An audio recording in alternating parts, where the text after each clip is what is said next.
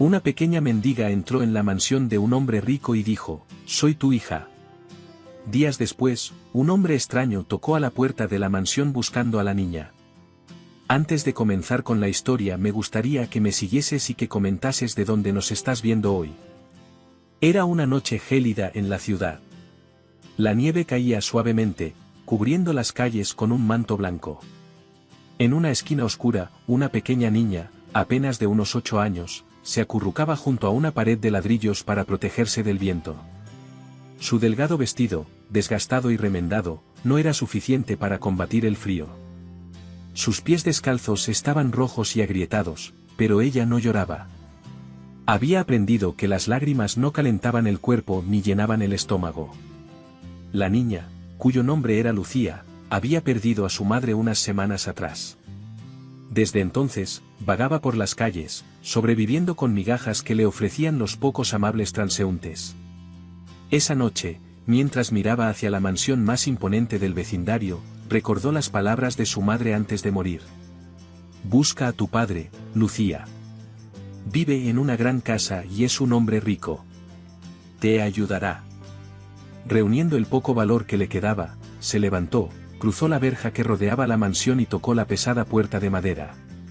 Cada golpe resonaba en la fría noche. Cuando el mayordomo abrió, la miró con desdén, como si fuera una visión inapropiada para un lugar tan majestuoso. «¿Qué haces aquí, niña?», preguntó, irritado. Lucía levantó el rostro, mostrando unos ojos grandes, oscuros y llenos de determinación. «Necesito hablar con el señor de la casa. Es importante. Soy su hija». Don Esteban estaba cenando solo en su inmenso comedor. Era un hombre de unos 50 años, de cabello gris y rostro serio, marcado por las huellas de la ambición y el éxito. Había trabajado toda su vida para convertirse en uno de los hombres más ricos de la ciudad, pero la riqueza le había cobrado un precio, la soledad. El mayordomo entró al comedor, inclinándose ligeramente. «Disculpe, señor, pero hay una niña en la puerta. Dice que es su hija». Esteban dejó su copa de vino en la mesa, sorprendido. «¿Mi hija? Eso es absurdo. No tengo hijos. Es una mendiga, señor. Quizá sea una broma o una trampa». A pesar de su escepticismo, Esteban se levantó y fue al vestíbulo. Allí estaba la niña, temblando de frío, pero con la mirada fija en él. «¿Quién eres y qué haces aquí?», preguntó con dureza. «Soy Lucía», respondió ella, con voz temblorosa pero firme. «Mi madre era Clara. Me dijo antes de morir que usted es mi padre». El nombre de Clara cayó como un rayo en la mente de Esteban. Clara había sido su primer amor, muchos años atrás, antes de que la ambición lo consumiera. Recordó su rostro, su risa y cómo la había abandonado al decidir que el amor no tenía cabida en su plan de vida. «Eso es imposible», murmuró, pero algo en los ojos de la niña lo hizo dudar. Lucía le explicó que su madre había fallecido hacía poco, dejando instrucciones claras de buscarlo. «No tengo a nadie más», concluyó, con lágrimas en los ojos. «Por favor, no me eche». Esteban, aunque desconfiado, no podía ignorar la posibilidad de que la niña estuviera diciendo la verdad. Ordenó que la llevaran a una de las habitaciones de invitados para que descansara. Durante los días siguientes, Esteban contrató a un investigador privado para confirmar la historia de Lucía. Mientras tanto, observaba a la niña con cautela. Lucía, a pesar de haber crecido en la pobreza, era educada, amable y tenía una curiosidad natural que le recordaba a Clara.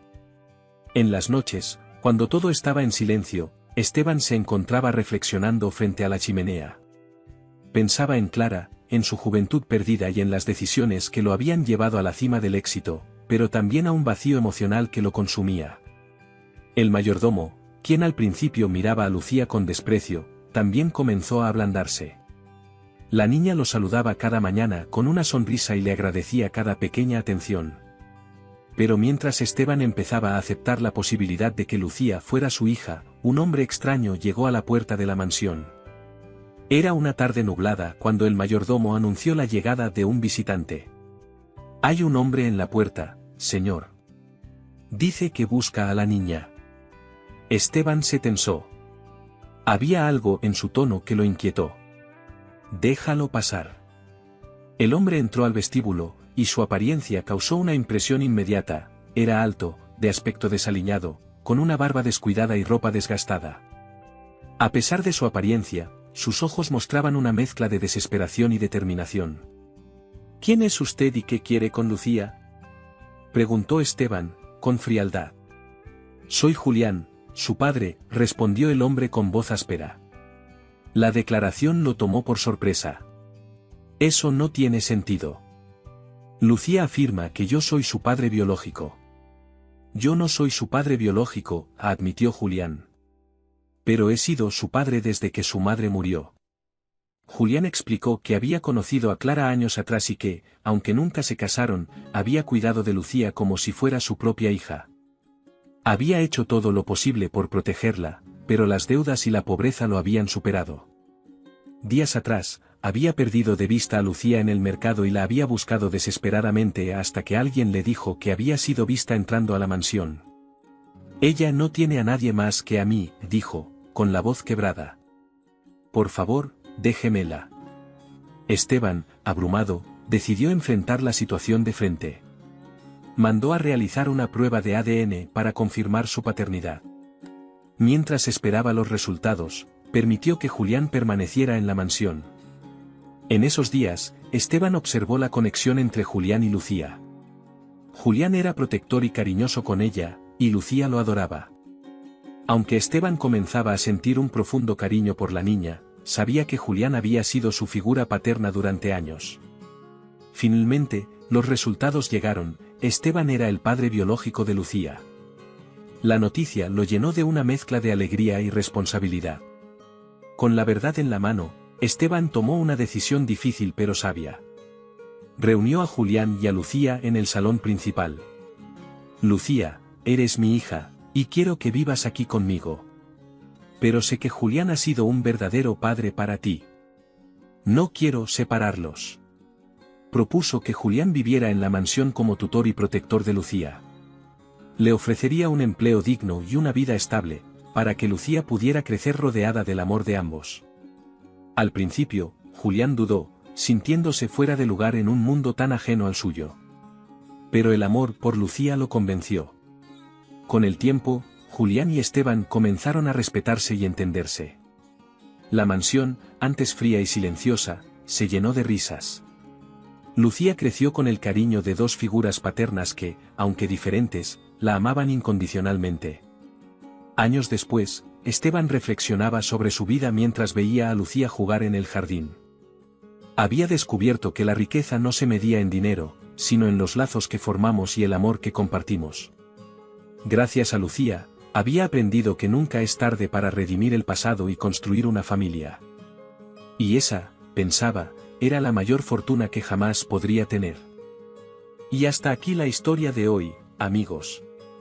Espero que esta conmovedora narrativa les haya llegado al corazón tanto como a mí. Si algo nos enseña esta historia, es que nunca es tarde para redimirnos, para valorar lo que realmente importa y para encontrar la verdadera riqueza en el amor y en los lazos que construimos. Si te gustó este vídeo, no olvides dejarme un like, suscribirte al canal y activar la campanita para que no te pierdas más historias como esta. Y dime en los comentarios, ¿qué lección te dejó esta historia? Me encantaría saber tu opinión. Nos vemos en el próximo vídeo. Cuídense mucho, y recuerden, el amor siempre encuentra el camino. Hasta la próxima. Una pequeña mendiga gritó a un millonario, ayúdame, papá, tengo hambre. Cuando el millonario vio la marca en el cuello de la niña, quedó en shock y comenzó a llorar. Era una tarde lluviosa en la gran ciudad. Las calles estaban llenas de personas apuradas que buscaban refugio del frío, y entre la multitud destacaba una figura pequeña y desaliñada, una niña de apenas 6 años. Con su ropa desgastada y los pies descalzos, se movía entre los transeúntes, extendiendo una mano temblorosa y repitiendo una y otra vez: por favor, una moneda. Tengo hambre. Nadie le prestaba atención. Los pocos que la miraban desviaban la vista rápidamente, como si su presencia fuera un recordatorio incómodo de una realidad que preferían ignorar. La niña no se rindía, a pesar de las miradas frías y los murmullos de desprecio. En ese mismo momento, un lujoso auto negro se detuvo frente a uno de los edificios más imponentes de la avenida. De él bajó un hombre elegantemente vestido, con un porte que transmitía poder y autoridad. Era Alejandro Ferrer, un reconocido empresario y uno de los hombres más ricos del país. Con su reloj de oro y su maletín de cuero, Alejandro era la imagen del éxito. Había construido su imperio desde cero, pero su riqueza también le había costado mucho, su matrimonio, relaciones familiares y la mayor parte de su humanidad. Mientras caminaba hacia la entrada del edificio, la niña lo vio. Había algo en el que llamó su atención, aunque no sabía exactamente qué. Con una mezcla de desesperación y valentía, corrió hacia él y, levantando la voz, gritó: «Ayúdame, papá, tengo hambre». Alejandro se detuvo en seco. La palabra «papá» resonó en su mente como un eco lejano. Volteó para ver a la pequeña, frunciendo el ceño, pero algo en sus ojos lo desconcertó. Estaba a punto de ignorarla, como hacía con tantos otros que pedían ayuda, cuando notó una pequeña marca en el cuello de la niña. Era una cicatriz con una forma peculiar, como una media luna. Alejandro sintió que el mundo se detenía. Esa marca, era imposible olvidarla. Su respiración se aceleró y sus manos comenzaron a temblar. Sin decir una palabra, se agachó a la altura de la niña, estudiando su rostro con detenimiento. Había algo familiar en sus ojos, en la forma en que lo miraba con inocencia y necesidad. «¿Cómo te llamas?», preguntó con voz entrecortada. «Lucía», respondió la niña, ladeando la cabeza.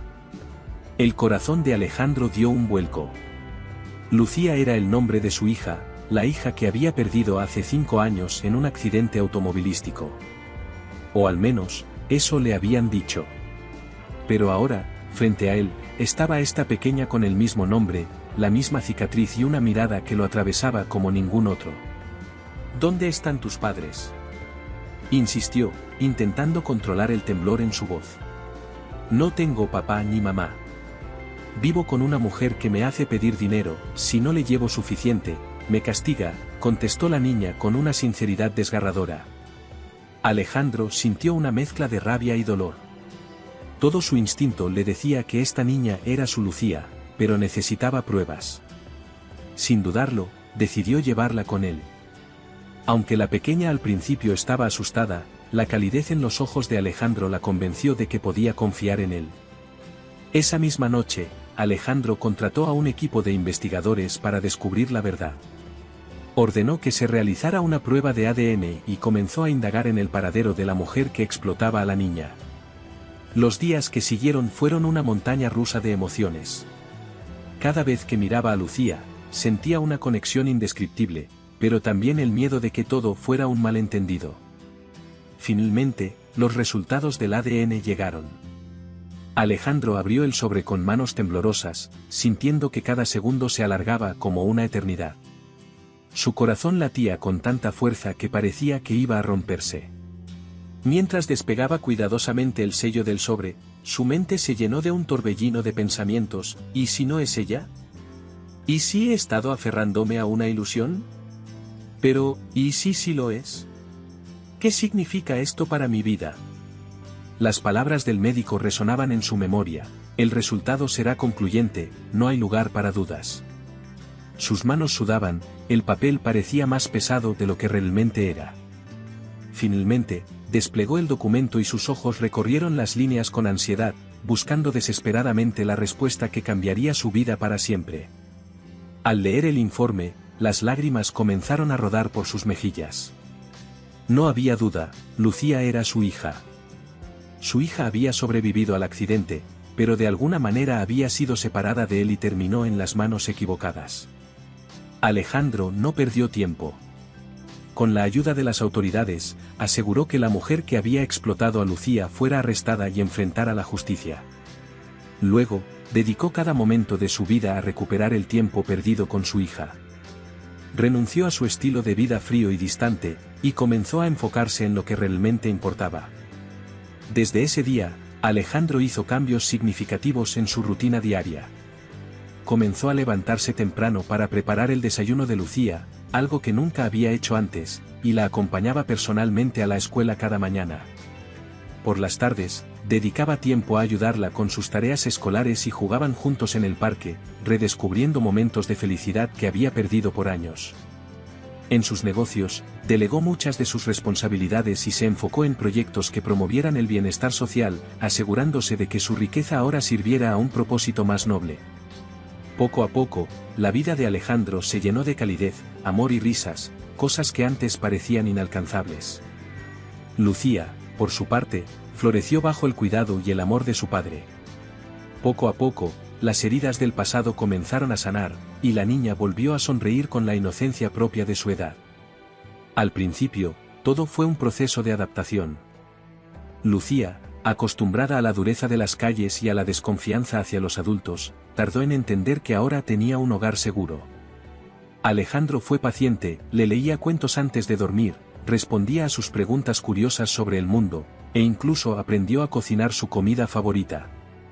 Por las noches, Lucía abrazaba a un oso de peluche que su padre le había regalado, y cada día se sentía más querida y protegida. La relación entre ambos creció a medida que compartían pequeñas aventuras, como paseos al zoológico y tardes de juegos de mesa en casa.